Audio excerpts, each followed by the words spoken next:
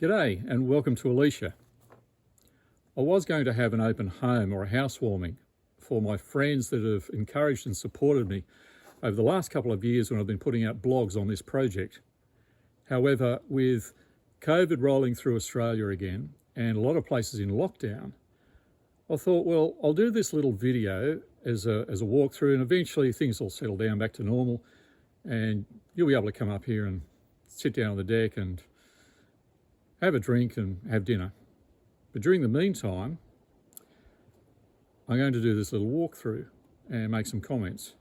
Now, if you're watching this and weren't part of those blogs, just stumbled across this video, Alicia is a house that is built on 20 acres or 8 hectares in Australia, New South Wales, and a beautiful little valley called the Hunter Valley. It's about 2 hours north of Sydney. I'm going to give you a bit of a backstory before we get into this walkthrough. As a boy, I grew up on a farm, and I remember my older sister playing Bob Dylan.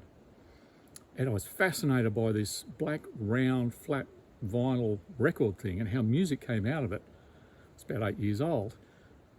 But more so, I was also fascinated by Bob Dylan. I thought, here's this guy who's written these words and music and put a band together and somehow recorded this, and here we are in Australia, he's in America somewhere, and we're listening to his music. He's got it out there. How cool is that? At school, we all learnt about Alexander Graham Bell, a Scottish inventor and engineer who right out of his own head with his own hands invented the telephone over 100 years ago. I was also fascinated to learn that his mother and his wife were deaf, and that's really what piqued his interest. He really got into this, well, how does this all work? Grace Murray Hopper is another classic example, an amazing American woman. She would take our language and converted it into a code and then helped develop the first computers. Where would life be without these sort of people and their contribution to our lives, to community, to society, to the world?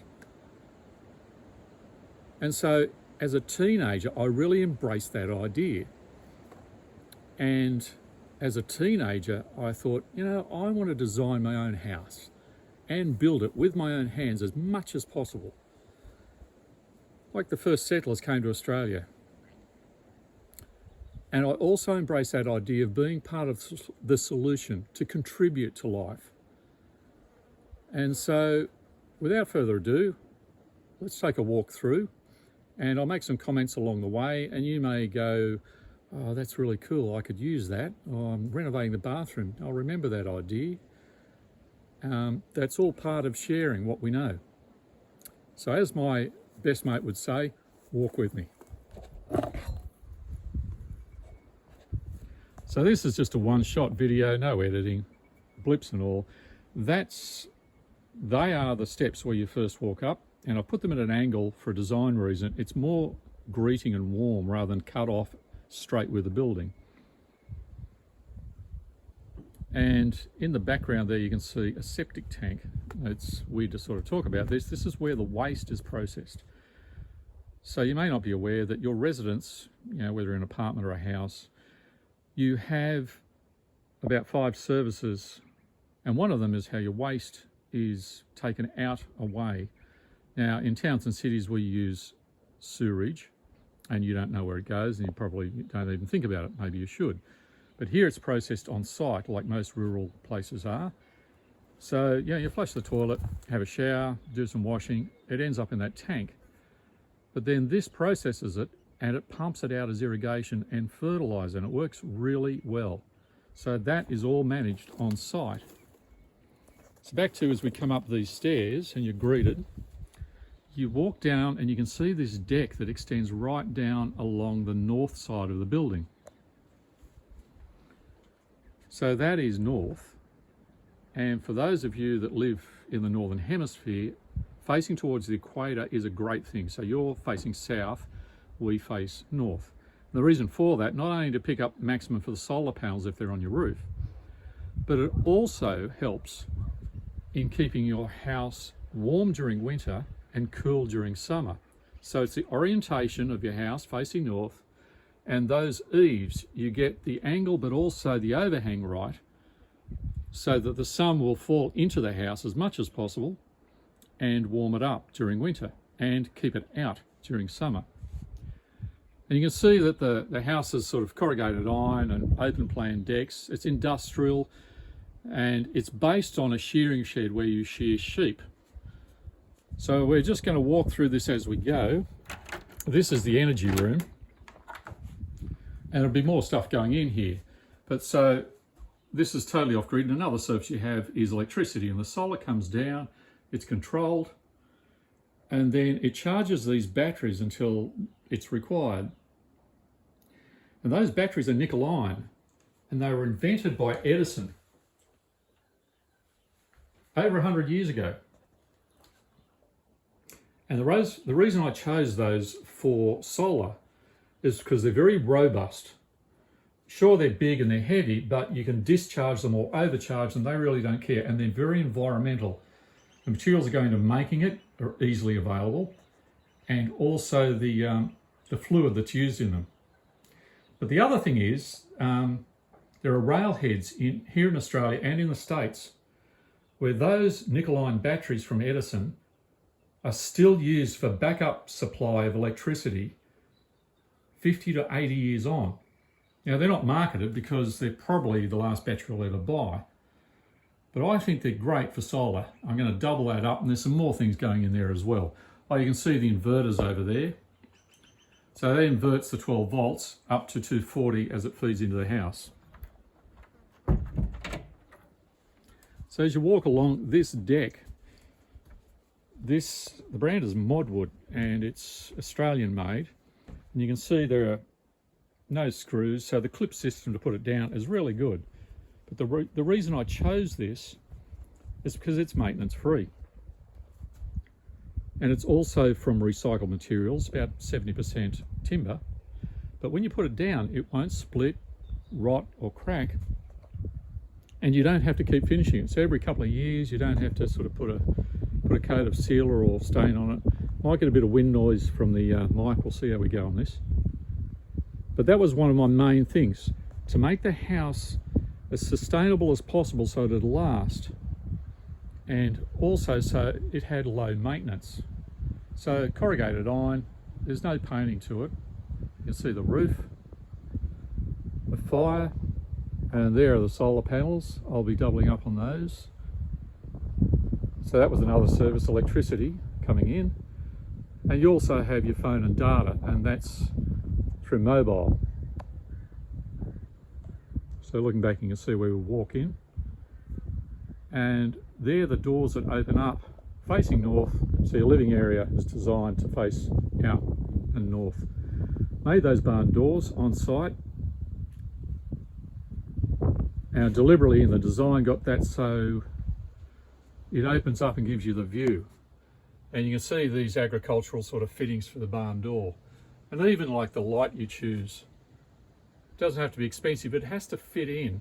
You've got it, and that's a really important thing, that every part of your design matches with the rest of it. So that's the view as you look out.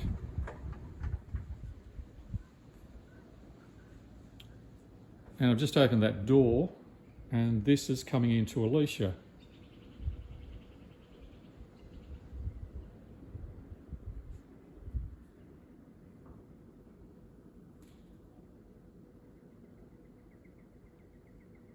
I've done a lot of bass playing in my life.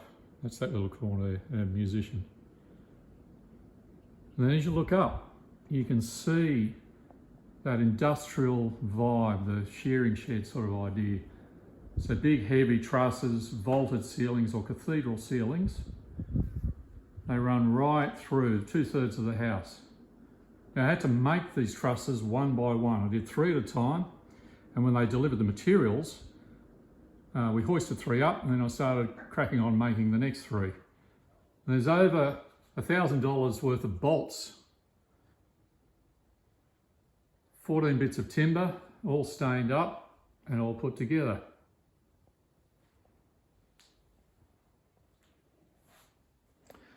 Oh, you may find as we go through this video that those that were on the blog, there are some little things that the camera may fall upon.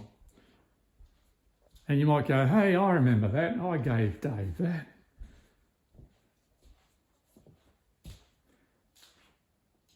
So as we stand here and look back, that gives you an idea of the open plan and the industrial vibe.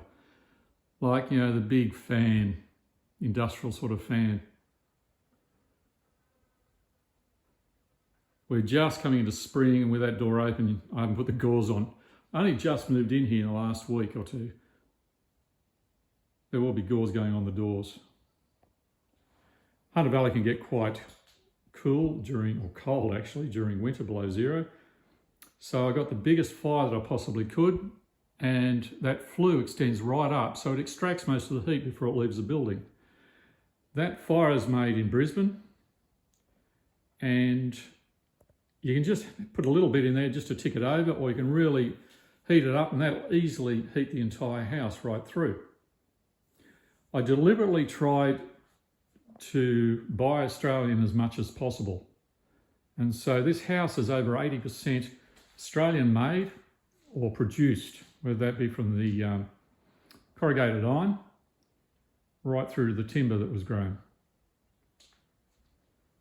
So we come up to this barn door. Now, barn doors are expensive at the moment because they're trendy. However, that's just two internal doors that have been glued and screwed together. And then you can see the timber on that. That's just a bit of pine. And then the door hardware, about $100. The two internal doors are about $60 each, bit of timber. And so for about $300, you get the entire barn door instead of spending $1,000. And it's bespoke. You can build it exactly and finish it exactly how you want. So this opens up into the master bedroom.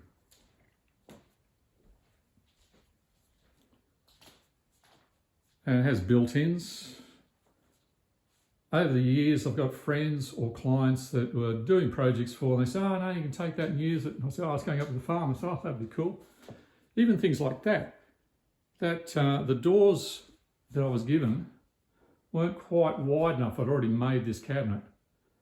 So I thought, well, I'm just going to put a little skinny cabinet in the end rather than a panel, and some little shelves, put my shoes and things you use regularly. I haven't seen that used very often, but I liked it. So as you look back here, you can see the open plan. And you can shut that door for privacy, but during winter, the fire in there, the flickering will bounce off the light bounces off the ceiling. It gives this beautiful vibe right through. Same industrial fan you can see in here. I'll give you a design tip that if you're designing and building something, you can take an element or 5 or 6 elements and repeat them 2 or 3 times. And subconsciously, your brain will tell you, oh, that's really cool. This has got a great vibe and it really works. Consciously, you may not be aware of it, but it's a good design tip. Sort of handshake a couple of times throughout, and I'll try and make a comment on that as well. This is the ensuite for the master bedroom. And because I was designing and building this, I obviously took all the elements that I loved over the last 5, 10 so years and incorporated them in this, things I saw from other builds or online, and then kept away from all the things I really didn't like. And one of the things I like is that open plan, the industrial sort of vibe, but I also love recycled timber. And that's Oregon. In other parts of the world, it's called Douglas fir, and it's recycled from some friends I did a job for. And even that mirror, $40 from Bunnings, but you can see just with the little bits of Oregon on it, a couple of bits of timber, little touch of how soap sits on there. You can dress it up quite nicely. Big fan of in-wall cisterns. They're just cleaner and simpler and minimalist. And I'll come back to the wall cladding on that a bit later. These tiles, I really love large format because I think, well, you're tiling, why do you want to have all these joints? And it fits in with industrial. I know the small mosaic tiles, there's a place for them and they're great. But these tiles are made just up the road in Australia, and they're concrete feel and look. So underfoot, or when you touch them, they've got that beautiful ripple. You'd swear you're walking on real concrete. And while we're down here, attention to detail is really important. So that chrome bottle trap and the way that those flexi-links are just, neatly done, and the cocks as well, all lined up. Oh, that little light, that's an LED light with a sensor on it. So you can just sort of switch that on.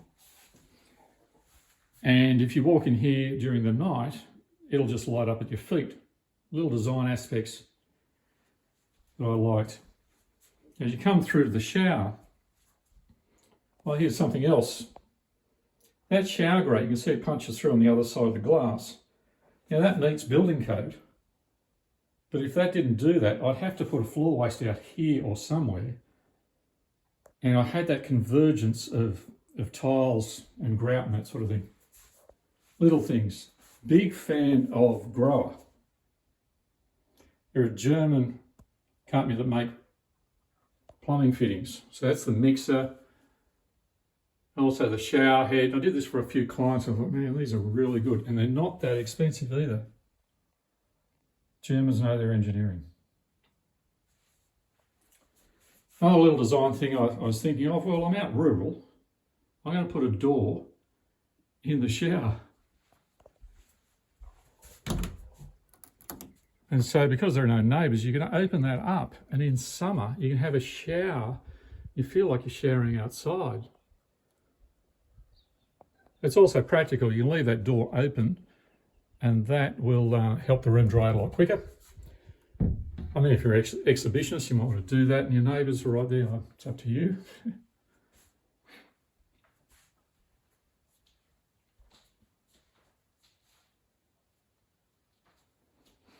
This wall, in keeping with the industrial feel, you can see it right through. Now that's plywood, and I don't like plasterboard or drywall. Also, when you put it up, it might be cheap to buy, but there's a lot of labouring in putting it up, and it's not structurally strong. Get a bit of water on it, it can just start to fall apart. Whereas this plywood is structurally strong, gives great insulation for the outside walls, but it's also robust as well. And I love the finish on it. So it comes in a variety. You can get it in dressed and sanded. You can get it in rough sawn. You can also get it pre-primed. And this was aged with a solution of vinegar and steel wool. And it'll age off and go that really grey look in less than an hour. And then it's just got a wash over it, about a 20% colour wash in a bit of blue. You can see how that comes across eventually to the solid blue. Now I thought hard and long about what sort of colour I wanted. I am a blue boy, and that's Dulux Surf and Dive. And a lot of people have come in and went, man, that colour is really good.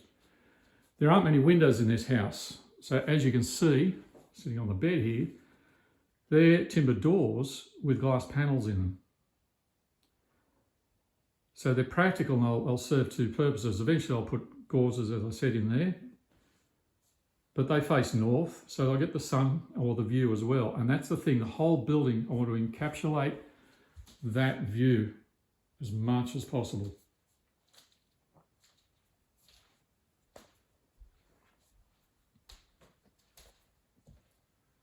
So this brings us around to the hallway. And there's that shadow clad or panoli. It's plywood, that's what the brand here is. That's rough sawn, raw. A couple of coats of clear on it. And this one is just primed and painted off. I call this property Alicia after my dear mother, who died way too young. So her name was Alice, and my dear friend, he came up with the idea of calling it Alicia. I love it. Done a lot of building work with Federation work in Australia, and those beautiful lead light windows. So if you look down here, that's the flooring. And the flooring is a German flooring again. And it's done from recycled materials. Once again, it's about 60-70% timber. But it has a high scratch resistance as well, and it'll last. Another Federation window as you come through. This hallway comes up to the main bathroom. So as you have a look in here, you can see it's the same tiles, same recycled timber, same PC items.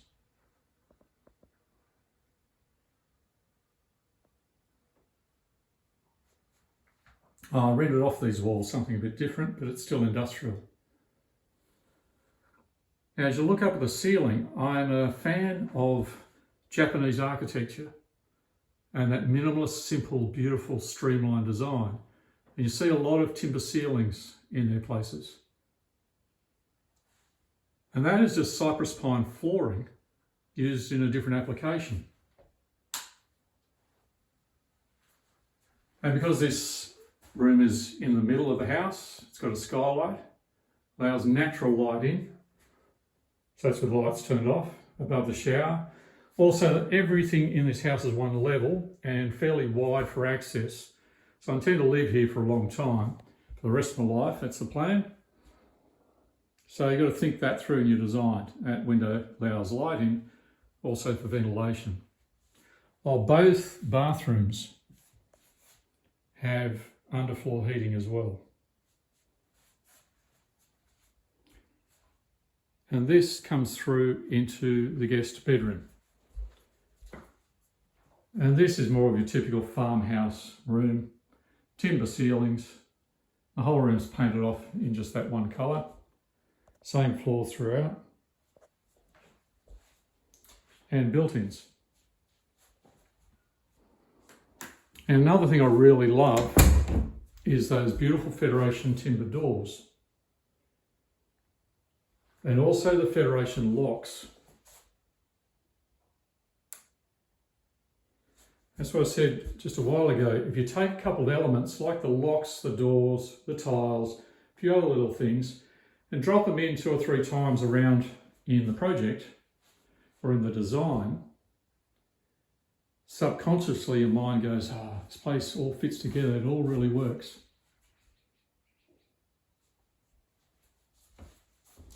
Even your choice of pictures, that sort of thing. So we're back out here on the north deck. Oh, that corrugated iron, that's zincalume. So it's got about 50% aluminium in it, and it doubles how long it'll last. So we're back to the stairs where we first started. If you're bored, you can clock off now, but we've got about walk around the other side of the house, a lot more to go. So I'm going to give you, I'll step back here and give you a bit of an idea. That's where you drive up. So it's on 20 acres.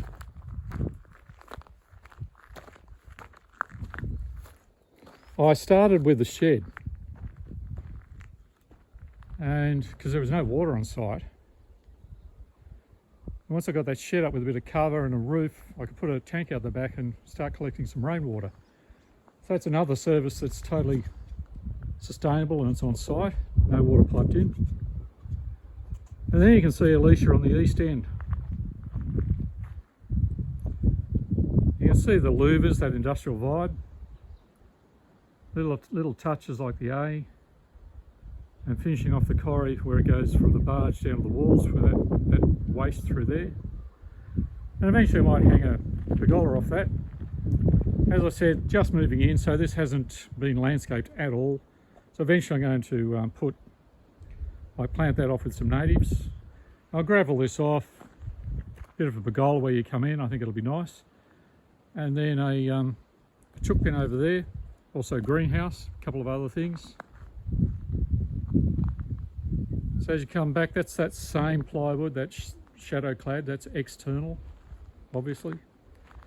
Built that barn door, same sort of agricultural fittings.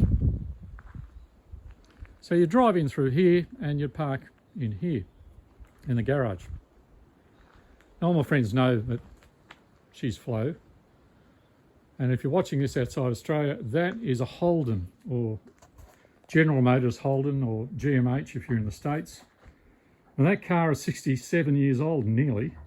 Daily driver, built solid, lasts, and you just have to do a bit of maintenance on it. And I'm a huge believer in that, you know, contributing and not just consume. So I've had this girl for 20 years.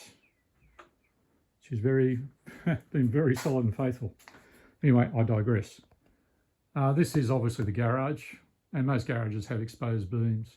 You can even see those light fittings. They'll sort of handshake throughout the building. You'll see them a few times as well. And if you're creative or like tinkering with things, you've got to have your own workshop. Now, I've just dumped tools in there, but that'll eventually, that'll be a beautiful little workshop. So as you come through the garage, that's the window for the bathroom, but also little things like just having a skylight outside here lets light into the garage, light into the bathroom, and also the hallway. As you come around, you can see, plenty of bench space, same sort of louvers. Now that's LPG, or propane gas as it's known, for the hot water.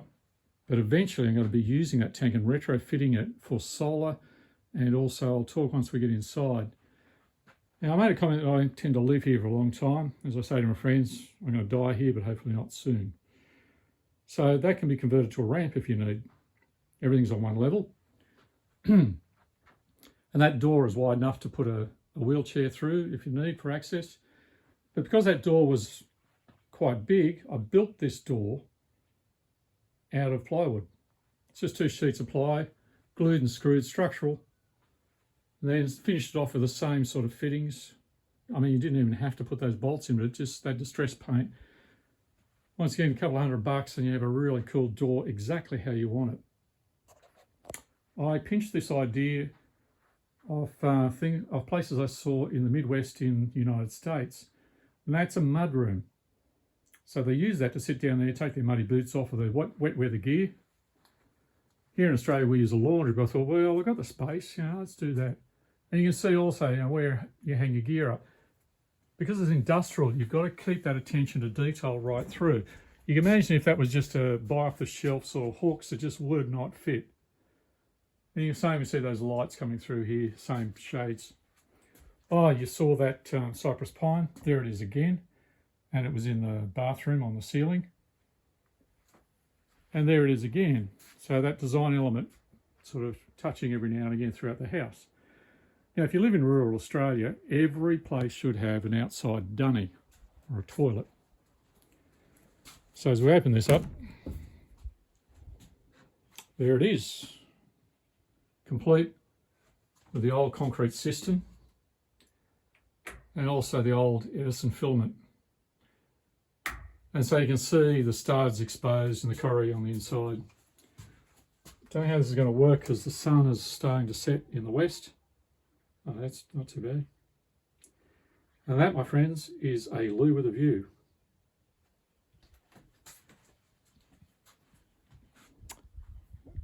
We're talking about attention to detail, even just cutting a hole, but also just radiusing it off with a router and finishing it, a couple of coats of clear. This is the south side of the building. And the laundry. And you can see same tiles, corrie, same light fittings, recycled timber. Oh, this bench top, that's concrete, but it was poured in situ using floor leveler with reinforcing. So I like the split bench, so you can put things on both sides where the washing machine is. But if we get down and have a look underneath, you can still see that plywood for the formwork, and you can see where the plywood finishes there on that edge. So I formed it up so that when you're finished, you have that beautiful concrete edge coming through. And because it's floor leveler, when you pour it, it naturally finds its own level, fills up the space around the, right up against the corrie, and that's just poured and tooled off. There's no finishing to that. There's no grinding or polishing it off. A couple of coats of clear sealer. And I couldn't find an industrial tap I like for the laundry, so these are just compression fittings with cold drawn copper pipe. Same with the taps. About 40, 50 bucks worth, if that, and you get a really cool looking tap.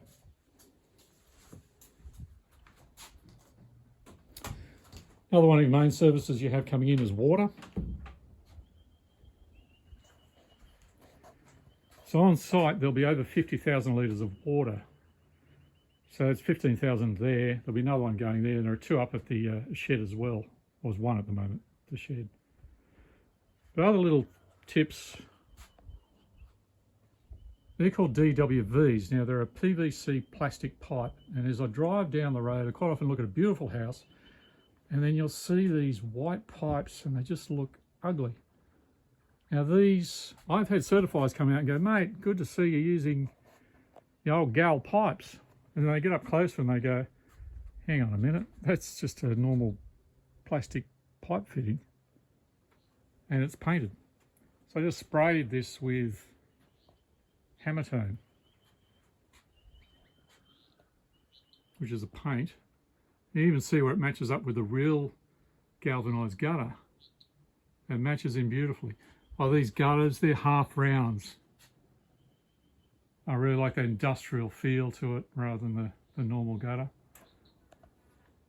And it also takes more water as well, which is practical. This system also has what's called a first flush, which is literally what it says. So when the rain first hits, the first dump will flush out and flushes away the leaf debris, helps clean it out. So as you came in and sort of parked there, as you walk in, you could come in through this door or the next one up, which goes into the kitchen. So here we are back in the lounge room.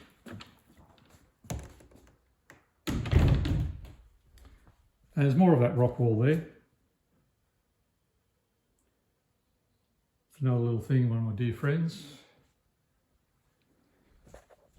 Now I mentioned this slow combustion fire earlier. And what I've done is I've retrofitted a annealed copper pipe. Now I gave it a test run and at first pass it was spitting steam. So eventually I'm going to retrofit this to the hot water service, so during winter all my hot water will be from the fire, and then in summer or both it'll be solar. And this rock wall, these rocks were all off the property. One by one, had to pick them up, scrub them down, and then mortar them in place. There's another one my mate says, you know, you must have been stoned doing that.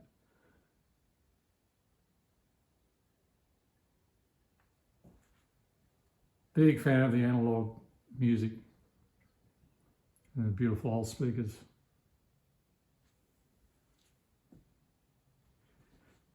And you can see the same concrete tiles on the hearth there. So if I sit down on the lounge and look out, I mucked around with a string line on that to get the level right, the waist for that glass. So you can see, you capture the view. So even in a full moon at night, that valley lights up.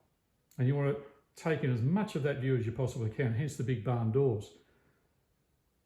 So even sitting here, if I had the glass higher, you could see that would cut out quite a lot of the view. So that's just a little design feature as well. Then also practically, when you pull the chair out, it doesn't hit on the glass. I built this table. I had friends, I pulled down their carport and most of it was rotten, but I was able to trim down and glue all that together. So that's recycled Oregon again for the top. And then these are just pipe fittings, pre-threaded, and the casters are from Bunnings or any hardware store. And I actually did a beautiful corporate desk for a close friend. And you unclip that and roll that out on the deck, under the stars, have dinner. What a great idea. So this comes through, same wall cladding, into the kitchen.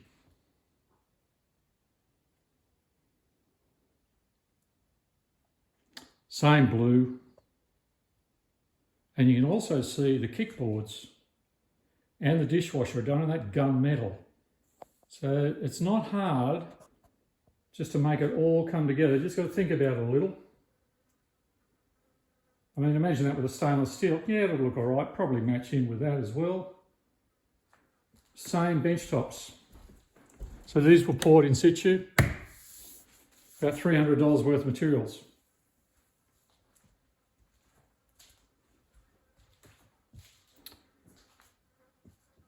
That butler sink, I saw that at a client's and they're quite expensive. However, that is from IKEA for under $400. And the same with that beautiful industrial tap, that was IKEA as well. I mean, we all know they sell those sort of magnets and things. But I was wanting tall overhead cabinets because of the vaulted ceilings with timber and a bit of glass in it, and IKEA sold that. And you can see the same recycled Oregon right through.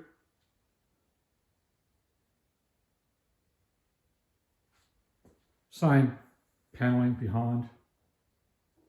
Oh, IKEA also do these industrial lights. And they do the next size up as well.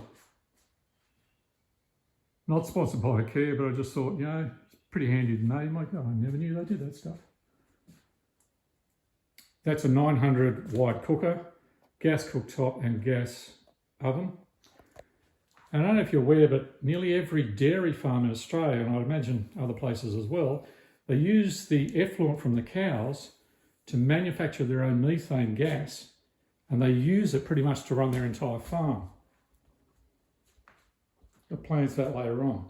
This is going to have more bench space here, so I'll be using that timber and building a bench, a bit of a breakfast bar in here. It'll also be a food prep area, so you get that sort of triangle through here. But you can imagine sitting here, and that's your view in the morning, you're having your coffee. I'll put a cabinet up either side here with some beautiful stained glass in there and shelving in the middle. There'll be a microwave going there and another storage cabinet underneath. That's looking out south.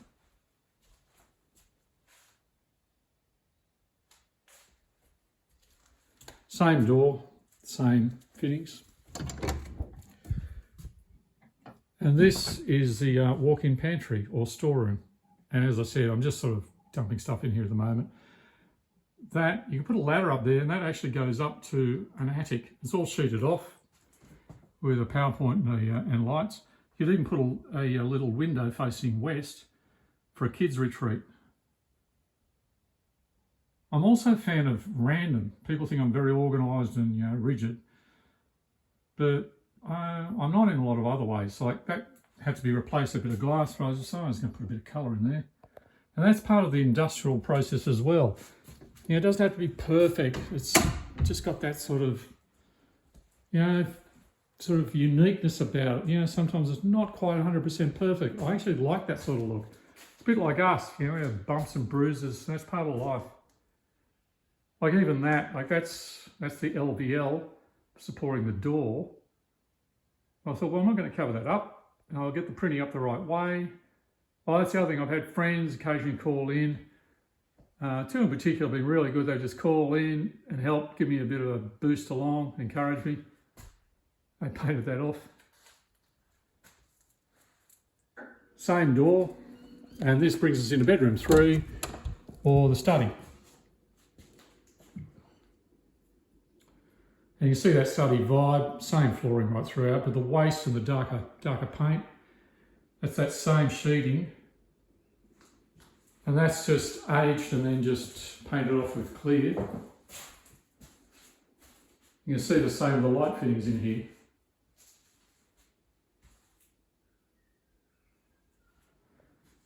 And eventually my desk over there is going to be, I used to teach tech drawing in a past life. So I'm going to make one of those beautiful old tech drawing machines with the adjustable top on it, big heavy timber, and then it'll go in there. And this comes out to what's affectionately known as the West Wing. Pretty obvious because it's west. So you can imagine sitting out here and having a wine as the sunset. You get some beautiful sunsets through there. But also other little tips like having a veranda with a roof. It helps keep the sun off the building, that hot sun in summer.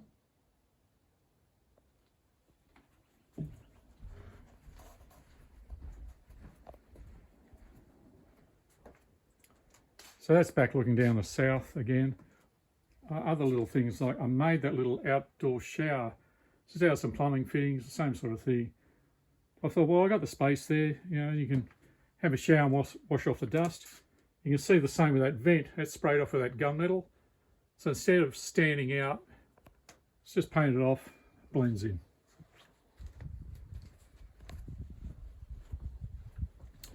Same industrial vibe with the balustrades, that's stainless steel wire. So this brings us back to the north deck again. Bit of a pergola here. So I'm going to plant and grow grapes on this. So you've got the fruit, but because it's deciduous, it'll give you shade during summer and let the sun in during winter. And put a bit of a barbie in there. Be a great little spot. Now these stairs, I have plans to do a meandering path down here.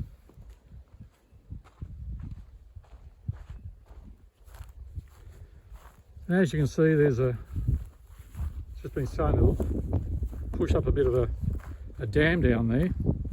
This is all on rock, this place. So water quite often thunders it down through there. I thought, well, you know, I'm going to develop the property, put swales and put contours in, and keep that water so it can soak into as much of the land as possible. But I'm going to put a pier out there. You can go down and dangle your feet in summer, maybe go for a swim. I'll line the bottom with sand. It's also a good water hole for birds and animals. Interesting also that I have had no stock on here in the last 2 or so years. I've had over 300 trees like this little one just start growing again. It's amazing how Earth just finds its way back to where it came from. So that, looking back, that's Alicia. That gives you a good perspective of her there. I mean, even looking at this now, I look at those piers. I remember a couple of years ago, my brother-in-law and I digging those holes one by one, and then I had to bolt them all to rock, fill them with concrete, do the subfloor, the flooring, and then all the corrugated, stand all the frames, do the roof, put the roof on, right through the fine finishing, the sanding and all the tiling and everything that you saw on that tour. So that's Alicia. I hope you've enjoyed it and you've picked up a few things along the way. You go, oh, that's really encouraging. And that's, I think, the main thing. If you're just watching this video, I want you to be really encouraged by having a great attitude about life, contributing rather than consuming, being part of the solution, not part of the problem. Now, I know that, you know, we see these in memes all the time. We think, oh, that's cool. But you don't have to, you know, invent a new phone or something like that. I mean, you may do that. That'd be amazing. But with that attitude, you can achieve a lot. So, you know, one bloke had this dream when he was a kid, and there it is, it's done. And I've done this a couple of times in my life, and I encourage you with that sort of attitude. And as I say, you don't have to do that, you know, build a brand new phone or anything, but you might, you know, just your attitude towards things, you know, think, man, you really look after kids really well. That's really important. Or yeah, you really enjoy your work, or how you drive your car. So thanks for watching this video. And it looks like the sun's about to set on another beautiful day up here in the Hunter Valley.